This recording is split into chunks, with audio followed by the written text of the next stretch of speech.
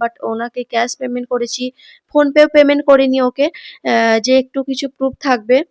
তারপরে উনি ওই যে আলাদা টোটোওয়ালাটা ছিল উনি বললেন যে, "এরকম, এরকম একটা অফিস আছে। রাস্তায় হাঁটার পথে দেখতে পাবেন ওই সাইডে অফিসটা। অফিসে একটু আপনারা কমপ্লেন করে দেবেন তাহলে ব্যাগটা পেয়েও যাবেন।"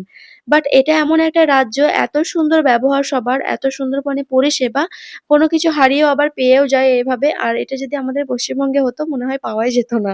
আমার যতদূর মনে হয়। তারপরে আমরা হাঁটতে, হাঁটতে যখন গেলাম যে অফিসটাতে, সে অফিসে আমরা গিয়ে বললাম এরকম ব্যাগ হারিয়ে গেছে।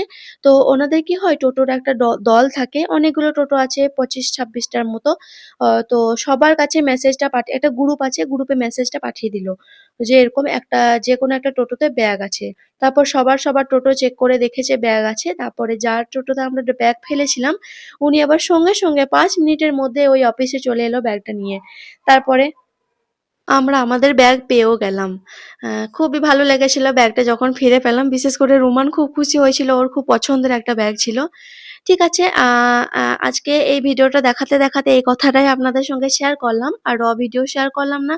আর এই পার্কটা খুবই সুন্দর ছিল। অনেকটা মানে বাচ্চাদের খেলাধুলার জিনিস ছিল। ওখানে আমরা আর গেলাম না। অনেকটা রাত হয়ে গিয়েছিল। ৮ টার মতো বেজেই গিয়েছিল ঘুরতে, ঘুরতে।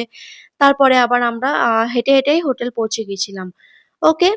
আর এই পার্কে এখানে লেখা ছিল ক্লিন ইন্ডিয়া, বিউটিফুল ইন্ডিয়া। দারুণ সুন্দর আর একদম নিট অ্যান্ড ক্লিন ছিল জায়গাটা। একটা মন্দিরও ছিল, দেখালাম আপনাদেরকে। এই ছিল আজকের মতো video. Okay bye, take care.